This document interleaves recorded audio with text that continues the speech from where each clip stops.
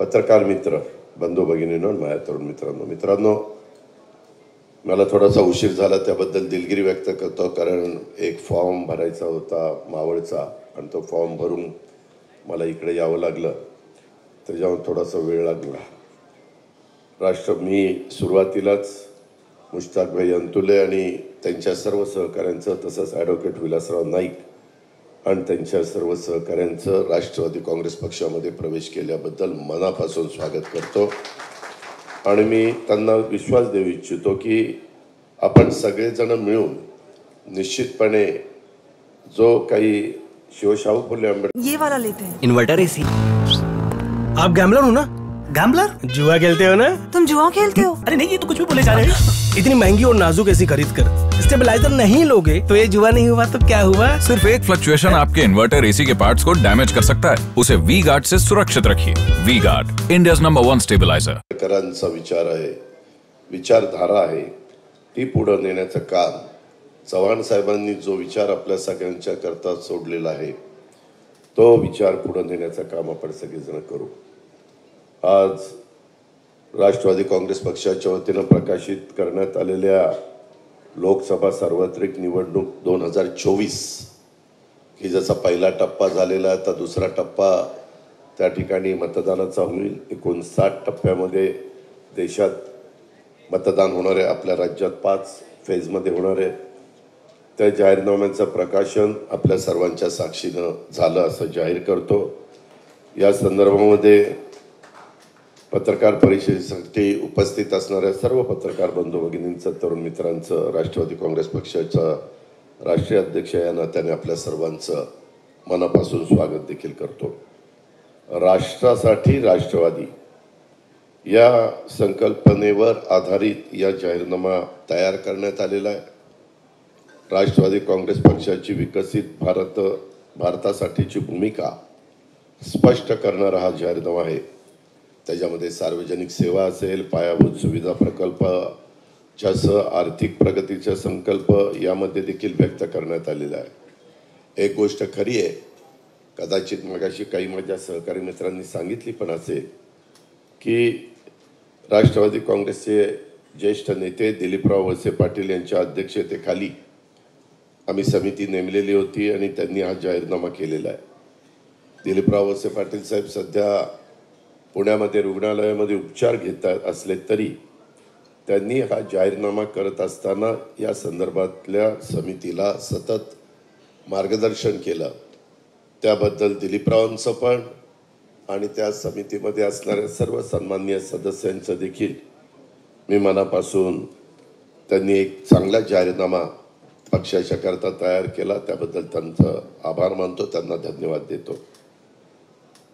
राज्यातल्या सर्व समाज घटकांना, ज्याला आपण म्हणतो 18 पगड जाती 12 बलुतेदार, यांचा विचार करणारा आणि त्यांच्या सर्वांगीण विकासाला एक चालना देणारा, देशाच्या राज्याच्या विकास प्रक्रियेला पुढे नेणारा अशा प्रकारचा हा जाहीरनामा आहे. या जाहीरनाम्यातली काही ठळक वैशिष्ट्य मी आपल्या लक्षात आणून देऊ इच्छितो. मराठी भाषेला अभिजात भाषेचा दर्जा तसंच द्यावा, तसंच त्याकरता मी पाठपुरावा करणार. तसंच आदरणीय यशवंतराव चव्हाण साहेबांना भारतरत्न द्यावं.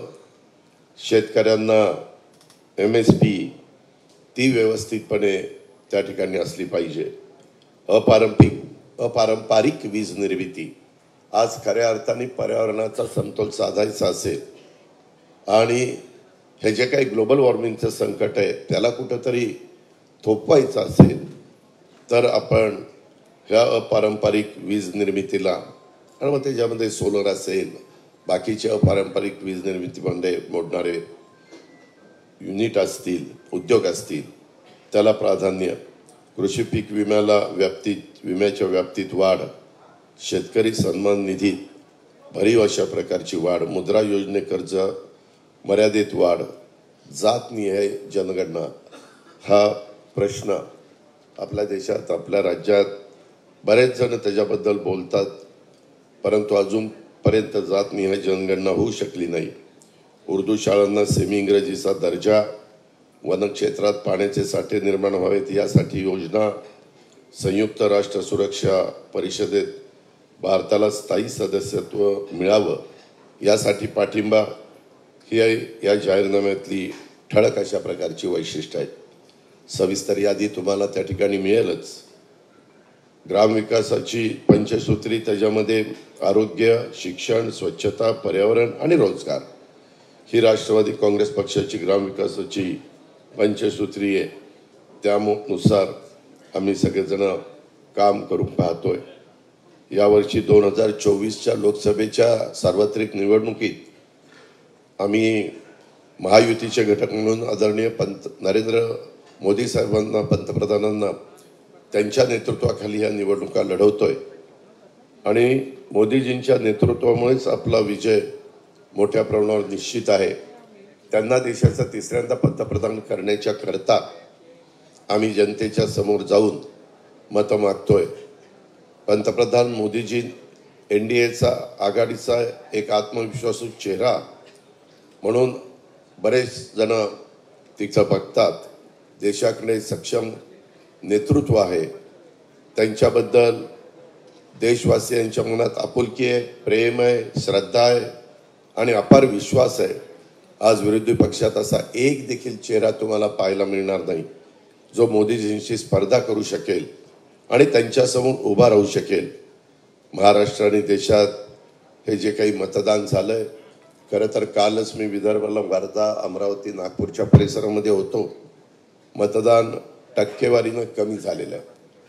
त्याला काही कारणं आहेत। त्याच्यामध्ये प्रचंड उष्णता, इतकं दुपारचं गरम त्या ठिकाणी होतंय आणि बऱ्याच अंशी बहुतेक राजकीय पक्षाच्या कार्यकर्त्यांनी बूथ वाईज जे सांगण्यात आलेलं होतं की बाबा तुम्ही तपासा, समजा एखाद्या बूथ केंद्राचा मी प्रमुख आहे, माझ्याबरोबर 25ची टीम आहे, तर मला 40 मतदारांची जबाबदारी त्या प्रत्येकावर होती।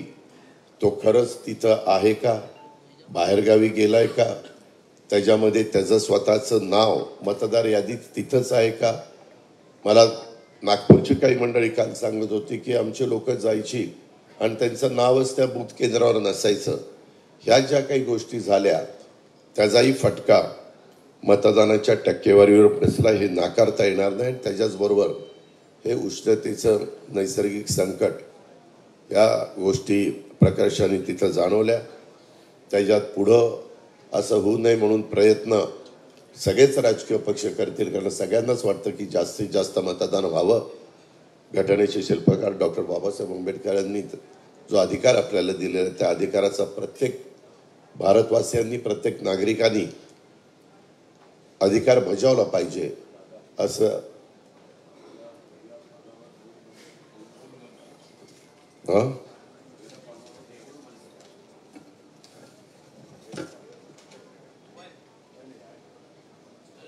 तो आहे ना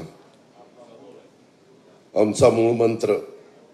त्याच्यामध्ये भारताचं संविधान,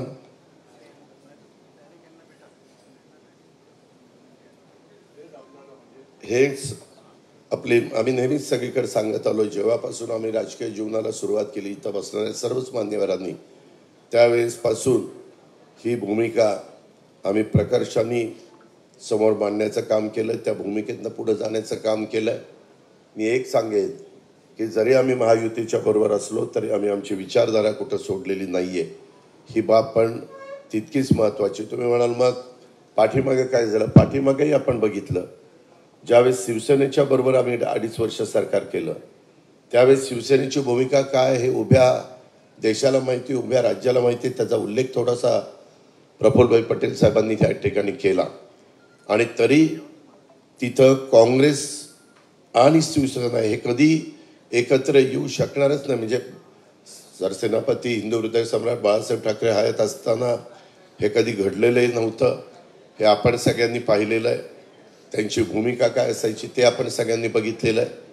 परंतु अलीकडच्या काळामध्ये राजकीय भूमिका अनेक जण तिथली एकंदरीत राजकीय परिस्थिती लक्षामध्ये घेऊन, तुम्ही मग देशामध्ये मायावतींचं बघितलं, ममता बॅनर्जींचं बघितलं, जयललिता आज नाही आहेत परंतु त्यांची भूमिका बघितली, चंद्राबाबू नायडू असतील, त्याच्यामध्ये नितीश कुमार जे असतील, कित्येक फारुख अब्दुल्ला जे असतील, कित्येक जणांची त्याच्यामध्ये नावं घेता येतील.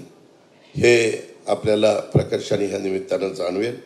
अधिक बोलून मी आपला सगळ्यांचा जास्त वेळ घेत नाही, परंतु सबका साथ, सबका विकास, सबका प्रयास, सबका विश्वास यावर राष्ट्रवादी काँग्रेस पार्टीची श्रद्धा आहे आणि याच भूमिकेतनं राष्ट्राचा विकास, राष्ट्राचा विश्वास आणि राष्ट्राची साथ या त्रिसूत्रीसाठी आजची लोकसभा ही महत्त्वाची आहे असं आम्हाला वाटतं आणि त्या सगळ्या गोष्टी ह्या जाहीरनाम्यामध्ये नमूद केलेल्या आहेत, विशद केलेल्या आहेत. याची पण आपण नोंद घ्यावी. माझी अधिक बोलून मी आपला सगळ्यांचा वेळ घेत नाही. आता एकंदरीतच सगळीकडे रणधुमाळी चाललेली आहे. पुन्हा ती तीव्रता पण आहे. रात्री संध्याकाळी बऱ्याचदा हवामान बदलतं, अचानक पाऊस पडतोय, गारपीट होती, नुकसान होत आहे शेतकऱ्यांचं.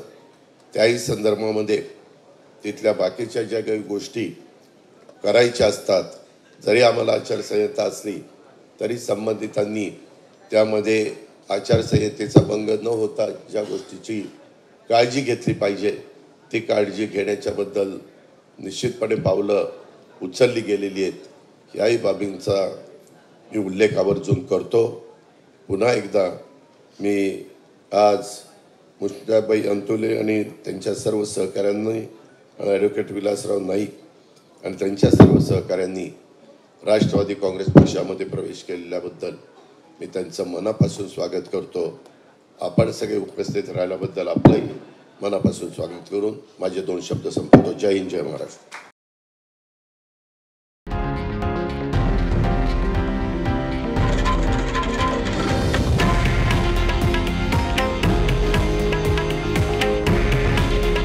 हे आहे देशातील नंबर 1 न्यूज नेटवर्क आणि आपण पाहत आहात TV9 मराठी.